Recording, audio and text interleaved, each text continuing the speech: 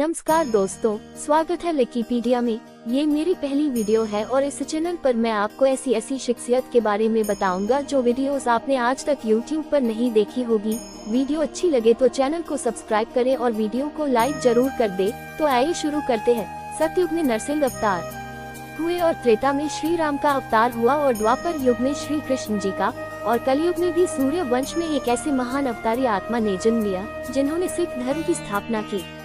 उन महान आत्मा का नाम था गुरु नानक देव जी। तो आइए जानते हैं गुरु नानक देव जी के बारे में। इनके अनुयायी इन्हें नानक देव जी, बाबा नानक और नानकशाह नामों से संबोधित करते हैं।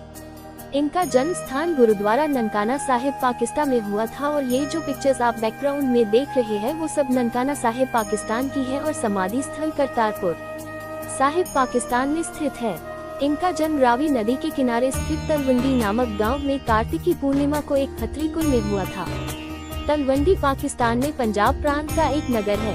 कुछ विद्वान इनकी जन्म तिथि 29 अक्टूबर 1469 मानते हैं, किंतु प्रचलित तिथि कार्तिक पूर्णिमा ही है, जो अक्टूबर नवंबर में दिवाली के 15 दिन बाद पड़ती है। इनके पिता का नाम मेहता कालूचंद खत्री तथा माता का नाम तृप्ता देवी था। तलवंडी का नाम आगे चलकर नानक के नाम पर ननकाना पड़ गया। इनकी बहन का नाम नानकी था। बचपन से इनमें प्रखर बुद्धि के लक्षण दिखाई देने लगे थे। लड़कपन ही से ये सांसारिक विषयों से उदासीन रहा करते थे। पढ़ने लिखने में इनका मन नहीं लगा। 7-8 साल की उम्र में स्कूल छूट गया क्योंकि भगवत प्राप्ति के संबंध में इनके प्रश्नों के आगे अध्यापक ने हार मान ली तथा वे इन्हें ससम्मान घर छोड़ने आ गए। तत्पश्चात सारा समय वे आध्यात्मिक चिंतन और सत्संग में व्यतीत करने लगे। बचपन के समय में कई चमत्कारिक घटनाएं घटी जिन्हें देखकर गांव के लोग इन्हें दिव्य व्यक्तित्व मानने लगे। बचपन के समय से ही इनमें श्रद्धा रखने वालों में इनकी बहन नानकी तथा गांव के शासक राय बुलार प्रमुख थे। इनका विवाह बालपन में 16 वर्ष की आयु में गुरदासपुर जिले के अंतर्गत लाखोकी नामक स्थान के रहने वाले मूला की कन्या सुलक्षणी से हुआ था। 32 वर्ष की अवस्था में इनके प्रथम पुत्र श्रीचंद का जन्म हुआ। 4 वर्ष पश्चात दूसरे पुत्र लक्ष्मीदास का जन्म हुआ। दोनों लड़कों के जन्म के उपरांत 1507 में नानक अपने परिवार का भार अपने श्वसुर पर छोड़कर मर्दाना, लहना, बाला और रामदास इन 4 साथियों को लेकर तीर्थ यात्रा के लिए निकल पड़े। उन पुत्रों में से श्रीचंद आगे चलकर उदासी संप्रदाय के प्रवर्तक हुए तथा श्री पंजा साहिब गुरुद्वारा की। पंजा साहिब सिख इतिहास से संबंधित सबसे महत्वपूर्ण स्थानों में से एक है। इस स्थान का नाम हसन अब्दाल रहा है। यह पाकिस्तान में है और रावलपिंडी के निकट है। प्रथम पातशाह श्री गुरु नानक देव जी अपनी तीसरी उदासी के दौरान मक्का, मदीना तथा बगदाद से लौटते हुए इस स्थान पर आए थे। यहाँ एक ऊंची पहाड़ी थी। इस पहाड़ी की चोटी पर एक फकीर वली कंधारी रहता था। गुरु जी ने विश्राम करने के लिए पहाड़ी के नीचे आसन जमाया। पूरे इलाके में आसपास कहीं पानी नहीं था, सिर्फ एक चश्मा था जो पहाड़ी की चोटी पर था और उस चश्मे पर वली कंधारी का कब्जा था। उस चश्मे से पानी लेने से पहले हर आदमी को पहले वली कंधारी से इजाजत लेनी पड़ती थी। अत्यंत क्रोधी और घमंडी वली कंधारी किसी को सीधे मुंह पानी नहीं लेने देता था। उधर गुरु जी के पास बैठे भाई मर्दाना जी को तेज प्यास लगी। वो पानी के लिए उस पहाड़ी की चोटी पर पहुँचे। अहंकारी वली कंधारी ने उन्हें पानी लेने से रोक दिया। बार बार विनती करने पर भी उस पर कोई असर न हुआ। हार कर भाई मर्दाना जी गुरु जी के पास लौट आए। गुरु जी ने भाई मर्दाना जी को प्यास से बेहाल होते देखा तो सती करतार कहकर भाई मर्दाना जी को पास पड़ी एक शिला को उठाने को कहा। पत्थर उठते ही वहाँ शीतल जल का एक झरना फूट पड़ा। भाई मर्दाना ने जी भरकर पानी पिया। उधर वली कंधारी का झरना सूखना शुरू हो गया। ये देखकर घमंडी वली कंधारी बहुत क्रोधित हो उठा और उसने गुस्से में आकर एक बहुत बड़ा पत्थर पहाड़ी की चोटी से श्री गुरु नानक देव जी की ओर लुढ़का दिया। गुरु जी ने उस गिरती हुई चट्टान को हाथ का पंजा लगाकर रोक दिया। ये कौतुक देखकर वली कंधारी का घमंड चूर चूर हो गया। वो दौड़कर गुरु जी के चरणों में आ गिरा और अपनी धृष्टता की क्षमा मांग ली। गुरु जी के पवित्र पंजे के निशान वाला ये पत्थर आज भी वहाँ मौजूद है। बाद में गुरु जी के चश्मे और उस पत्थर के निकट गुरुद्वारा साहिब निर्मित किया गया जो आज पवित्र गुरुद्वारा पंजा साहिब कहलाता है। बाद में सन 1930-32 में इस पवित्र स्थान पर एक सुंदर गुरुधाम एवं सराय का निर्माण करा दिया गया था।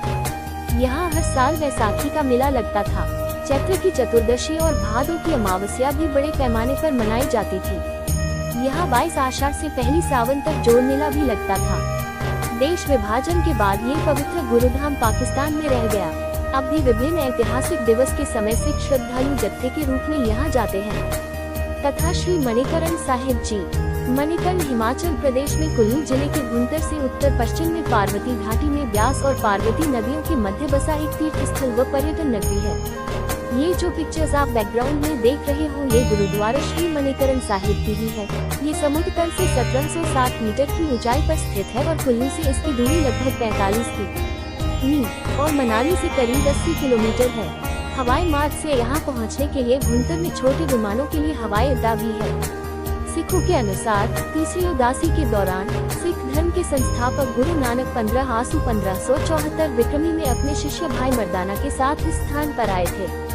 मर्दाना को भूख लगी और उनके पास खाना नहीं था। गुरु नानक ने मर्दाना को लंगर के लिए भोजन इकट्ठा करने के लिए भेजा। कई लोगों ने रोटी बनाने के लिए आटा दान किया। एक समस्या ये थी कि खाना पकाने के लिए आग नहीं थी। गुरु नानक ने मर्दाना को एक पत्थर उठाने के लिए कहा और उन्होंने अनुपालन किया और एक गर्म पानी का झरना दिखाई दिया। गुरु नानक के निर्देशानुसार मर्दाना ने लुढ़की हुई रोटियां डाल दी वसंत में, लेकिन उसकी निराशा के लिए रोटियां डूब गईं। गुरु नानक ने तब उसे यह कहते हुए भगवान से प्रार्थना करने के लिए कहा कि अगर उसकी चपातियां वापस तैरती हैं तो वो उसके नाम पर एक चपाती दान करेगा। जब उसने प्रार्थना की तो सभी रोटियां विधिवत पकी हुई तैरने लगी। गुरु नानक ने कहा कि जब कोई भगवान के नाम पर दान करता है तो उसका डूबा हुआ सामान वापस तैर जाता है। हिंदी साहित्य से संबंध। हिंदी साहित्य में गुरु नानक भक्तिकाल के अंतर्गत आते हैं। वे भक्तिकाल में निर्गुण धारा की ज्ञानाश्रयी शाखा से संबंध रखते हैं।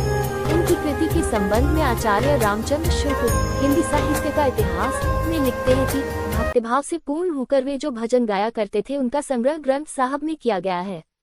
जीवन के अंतिम दिनों में इनकी ख्याति बहुत बढ़ गई और इनके विचारों में भी परिवर्तन हुआ। स्वयं ये अपने परिवार वर्ग के साथ रहने लगे और मानवता की सेवा में समय व्यतीत करने लगे।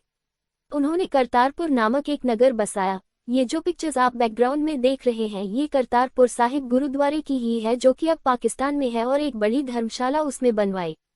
इस स्थान पर 22 सितंबर 1539 को इनका परलोकवास हुआ।